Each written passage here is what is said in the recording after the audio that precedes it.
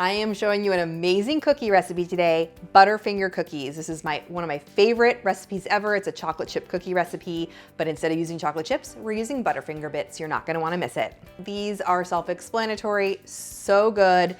You are going to love them, and you're gonna especially love how easy they are. I'm starting out with 1/2 cup of unsalted butter that's been melted, and I'm adding 1/3 cup of granulated sugar and 1/2 cup of packed brown sugar. You just stir that together with a whisk or a wooden spoon, and then add in a large egg and a teaspoon of vanilla extract. Stir that together. Again, you don't need to even use a mixer for this if you don't want to, although you can.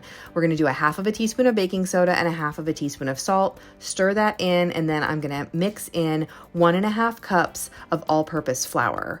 Once that is all mixed together is when you're gonna add your Butterfinger bits. Now I'm adding 1.5 cups. You can either use chopped Butterfingers or the bits.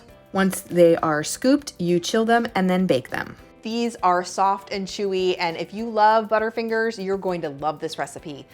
These freeze well, not that they're gonna last long enough to get to the freezer. For more delicious desserts and easy recipes, be sure to subscribe to my channel. Leave me a comment and let me know what other cookie recipes you wanna make, and keep watching for, you guessed it, even more cookies.